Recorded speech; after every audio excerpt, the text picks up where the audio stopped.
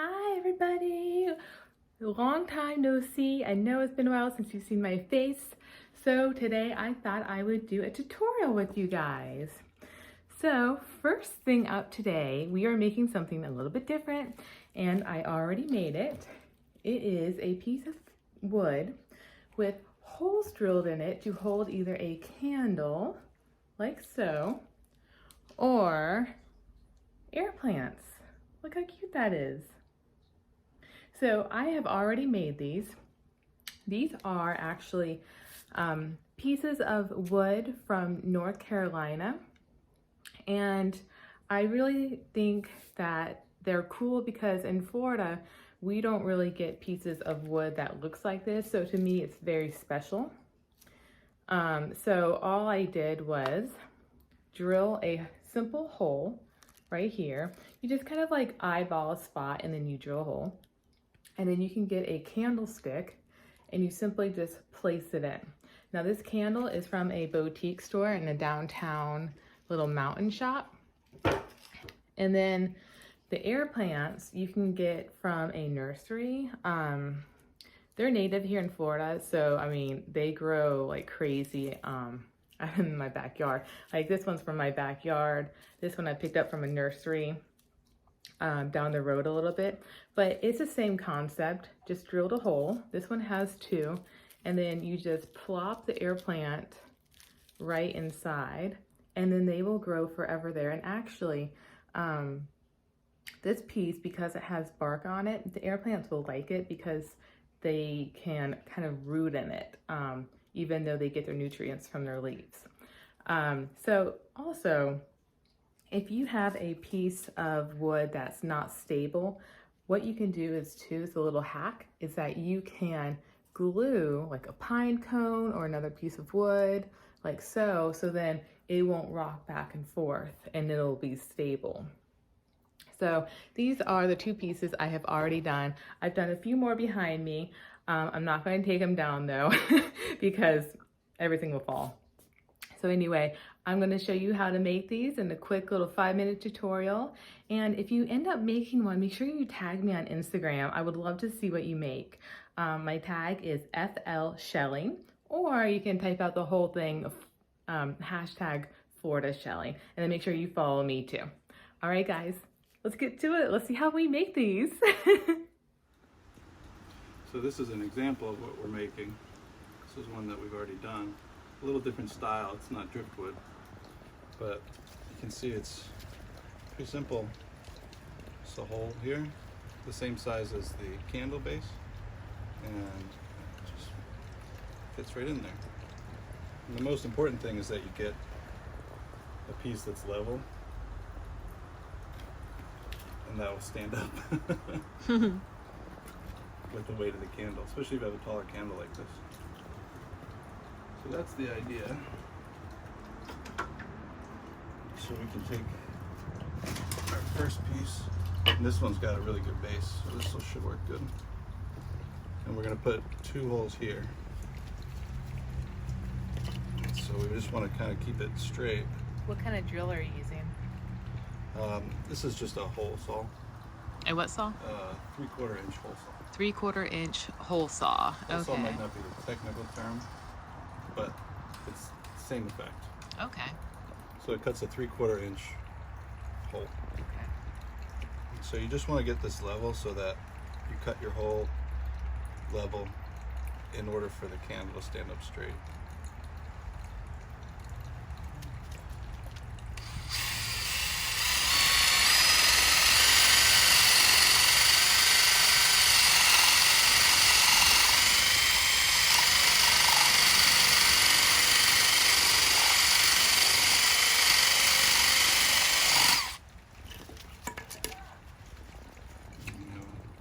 Hole?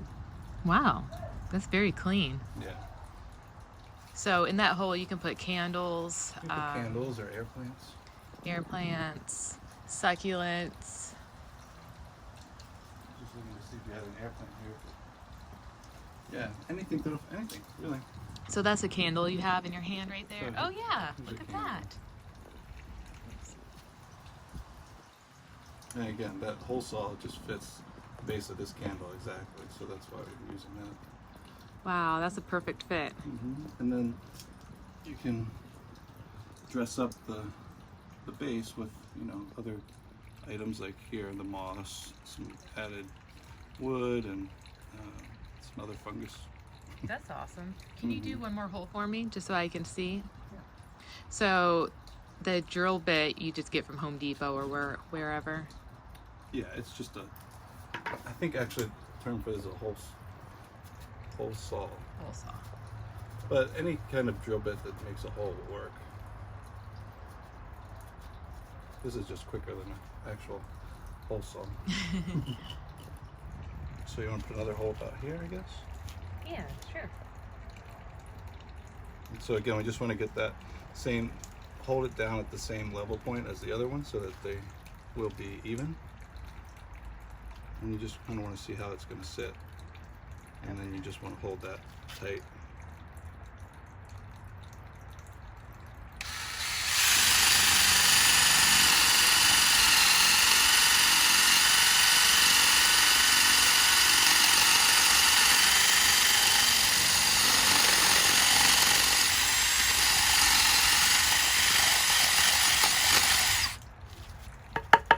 I just go around the edge of the hole a little bit, just so that it's a little larger.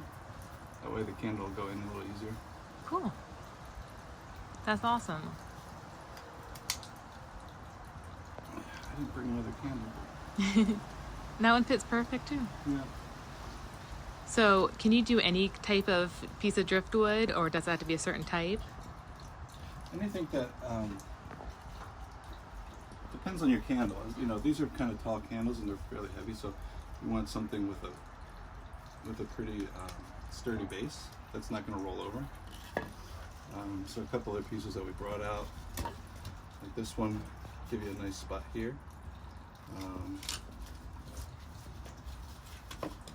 Same thing here. This would be a little simpler. You probably want to use a smaller candle, but there's a good spot there. And you can see, you just want to kind of see how much it rocks. You might even need to cut the hole here. This one rolls a little. So would that be on good? that side? No, because he'll roll over. But on this side, he's very sturdy. So we could just,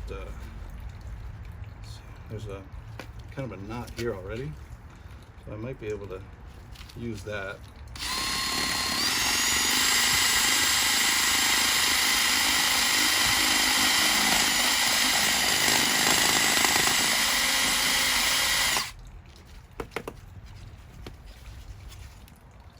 That looks good. And then you did not go all the way through, right? No, but you really can't go too deep because, you know, you're just going to push, your candle's not going to fall through.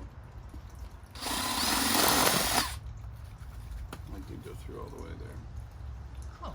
But it's not you can't go too deep.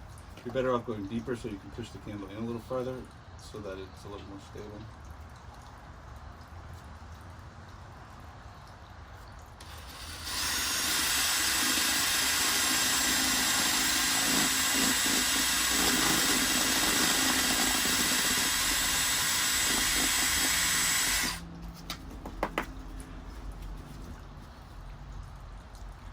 That's nice. So the way this is going to work better in certain types of wood versus others.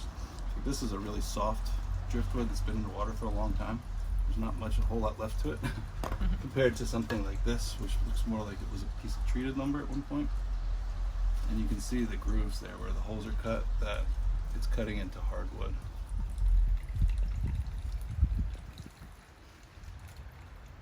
Oh yes. So this is going to last longer, but you know, you get some of the cooler effects and looks in the softer wood. And if you look at those holes, you can see that the wood is not nearly as hard, and so it rips the wood fibers a little more. You don't get as good of a hole. If you're having that problem, you can speed up the drill and just do it quicker, and it'll cut a little sharper. But these are some other pieces that would work good. And you can either eye up the holes, or if you measure out, you know, specific placements for them, you can do it that way also. The most important thing is just that you check before you drill to make sure that you have a solid base. This has a great base. It's not going to go anywhere. So you can put one here, one here. Pretty piece of wood. Awesome. Same thing with this one. This one, even though it doesn't look like it, it gives you a really solid base. Put one single candle here. And then we just have, last one is just another big Well, that's a big piece. yeah. So these were all pieces of driftwood found in the Atlantic Ocean? These are all, this is all driftwood that washed up on the Atlantic beaches. Nice. Like How, if you can find these heavier, more solid pieces of wood, they do tend to work a little better for this. Just because it holds the cut better. awesome. Thank you so much. You're welcome. All right, guys. Well, that was it. That was Mark, also from FloridaShelling, one of my team members and also my boyfriend. So he, that was his first appearance talking in one of the videos. Usually you see him shelling with me in the shell videos. So anyway, that's how you make driftwood with holes in it.